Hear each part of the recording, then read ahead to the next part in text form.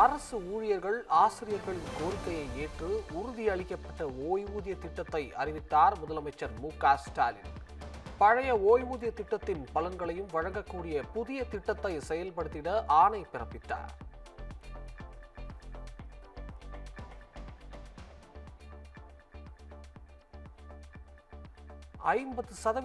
உறுதியளிக்கப்பட்ட ஓய்வூதியம் பெறுபவர்களுக்கு ஆண்டுதோறும் 6 மாதத்திற்கு ஒருமுறை அகவிலைப்படி உயர்வு. அரசு அலுவலர்களுக்கு இணையான அகவிலைப்படி உயர்வு வழங்கப்படும் என்றும் முதலமைச்சர் மு.க.ஸ்டாலின் உறுதி.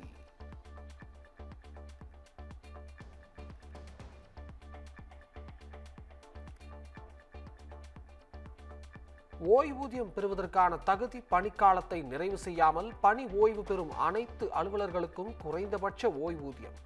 புதிய உறுதியளிக்கப்பட்ட ஓய்வூதிய திட்டம் செயல்படுத்தப்பட்ட பின் வழங்கப்படும் என்று அறிவிப்பு.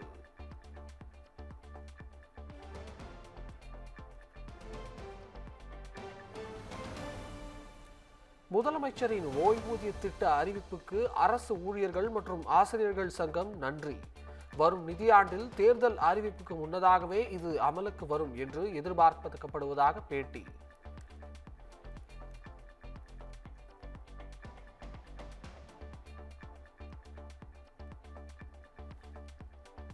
அரசு ஊழியர்களுக்கு மிகப்பெரிய புத்தாண்டு மற்றும் பொங்கல் பரிசாக புதிய ஓய்வூதிய திட்டம் அறிவிக்கப்பட்டுள்ளது.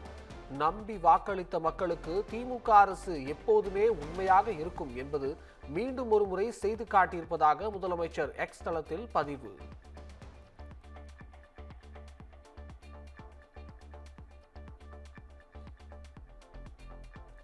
திமுக அரசின் ஆயுட்காலம் முடியும் சூழலில் ஓய்வூதியம் தொடர்பான அறிவிப்பை வெளியிட்டது ஏன்? முதலமைச்சர் மு.க.ஸ்டாலினுக்கு பாஜக மாநில தலைவர் நயினார் நாகேந்திரன் கேள்வி.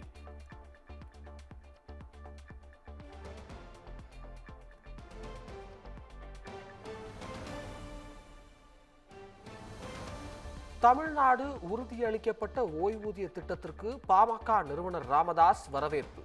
முதலமைச்சர் மு.க.ஸ்டாலினுக்கு நன்றி தெரிவித்து அறிக்கை.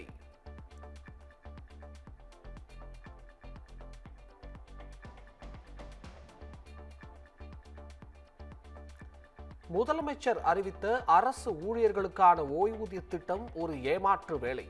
கவர்ச்சி முலாம் பூசப்பட்டு அரசு ஊழியரை ஏமாற்றும் நோக்கம் கொண்ட மோசடி திட்டம் என்றும் அன்புமணி விமர்சனம்.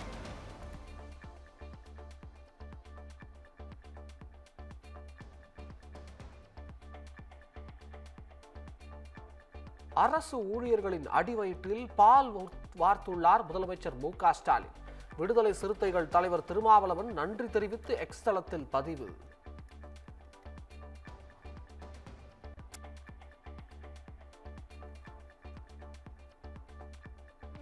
தமிழ்நாட்டில் உறுதி ஓய்வூதிய திட்டத்திற்கு மார்க்சிஸ்ட் கம்யூனிஸ்ட் கட்சியின் மாநில செயலாளர் சண்முகம் வரவேற்பு. தேர்தல் வாக்குறுதியை திமுக அரசு நிறைவேற்றியுள்ளதாகவும் பேட்டி.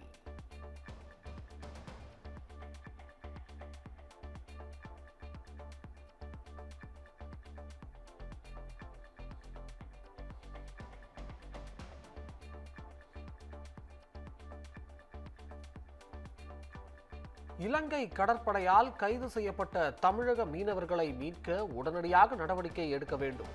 கோடியக்கரையை சேர்ந்த 9 மீனவர்கள் கைது செய்யப்பட்டதை சுட்டிக்காட்டி மத்திய அமைச்சர் ஜெய்சங்கருக்கு முதலமைச்சர் கடிதம்.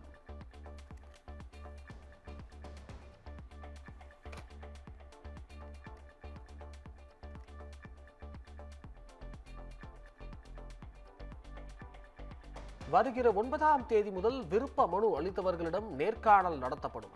அதிமுக பொதுச் செயலாளர் எடப்பாடி பழனிசாமி அறிவிப்பு.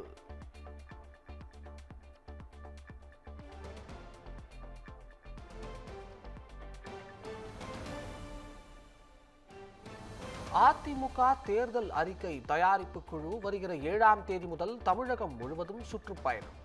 10 மண்டலங்களாக பிரித்து சுற்றுப்பயணம் மேற்கொள்கிறது.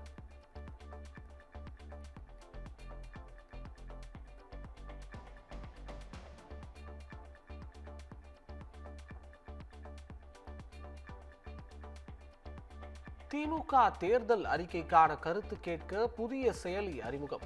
முதலமைச்சர் மு.க.ஸ்டாலின் அறிமுகம் செய்து வைத்தார்.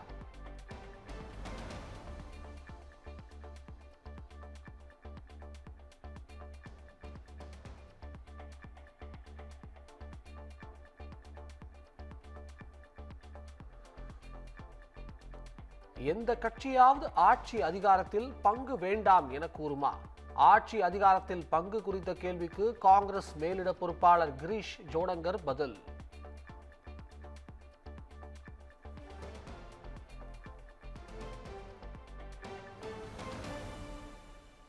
தேசிய ஜனநாயக கூட்டணியில் அதிமுக தொண்டர்கள் உரிமை மீட்பு கழகத்திற்கு 3 தொகுதிகள் ஒதுக்கப்பட்டதாக வெளியான தகவல் முற்றிலும் தவறான தகவல் என ஓ பன்னீர்செல்வம் விளக்கம்.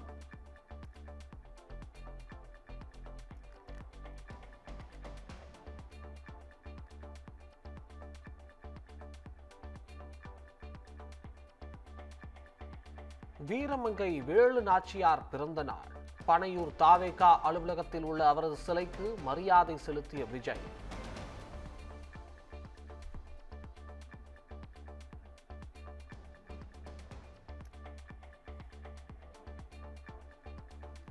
கொங்கு மண்டலத்தில் 199% தாவேகா வெற்றி பெறும். தாவேகா நிர்வாக குழு தலைமை ஒருங்கிணைப்பாளர் செங்கோட்டையன் பேட்டி.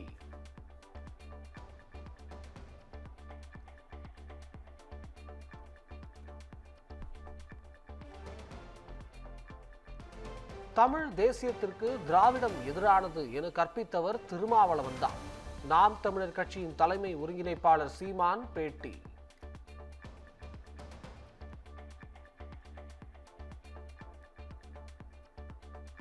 மூட நம்பிக்கைகளுக்கும் தவறான நம்பிக்கைகளுக்கும் அரசு அதிகாரிகள் பணிந்து போகக்கூடாது. கடவுளோ சிலைகளோ மனித இனத்துக்கு எந்த தீங்கும் ஏற்படுத்துவதில்லை என்றும் சென்னை உயர்நீதிமன்றம் கருத்து.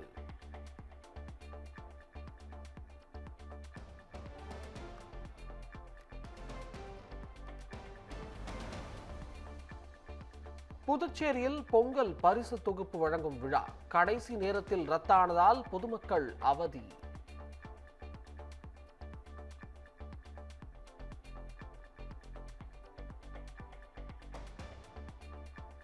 வெனிசுலா மீது அமெரிக்கா தாக்குதல், அவசர நிலை பிரகடனம், மக்கள் அச்சம்.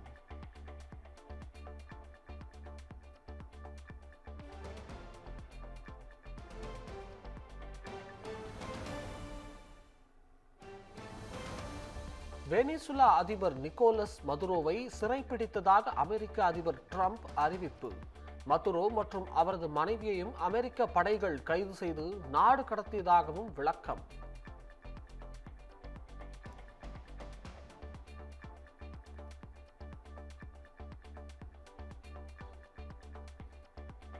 வெனிசுலா அதிபர் நிக்கோலஸ் மதுரோ அமெரிக்கா கொண்டு செல்லப்படுவதாக தகவல்.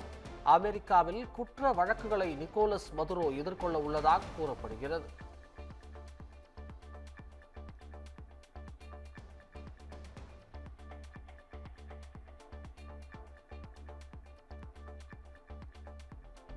நியூசிலாந்து அணிக்கு எதிரான ஒரு நாள் தொடர்.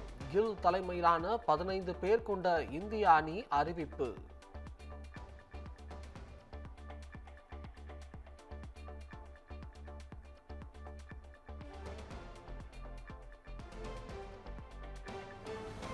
விஜய் ஹசாரே தொடரில் விதர்பா அணிக்கு எதிரான போட்டியில் ஹர்திக் பாண்டியா அபார ஆட்டம். ஒரே ஓவரில் 5 சிக்சர்களை விளாசி அதிரடியாக சதம் அடித்து தாக்குதல்.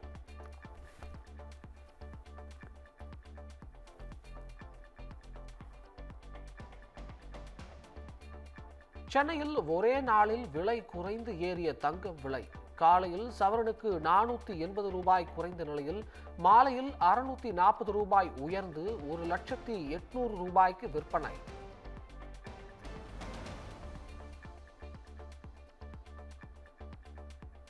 சென்னையில் காலையில் வெள்ளி விலை கிலோவுக்கு 4,000 ரூபாய் குறைந்த நிலையில் மாலையில் 1,000 ரூபாய் உயர்ந்தது. 1 கிலோ வெள்ளி 2,57,000 ரூபாய்க்கு விற்பனை.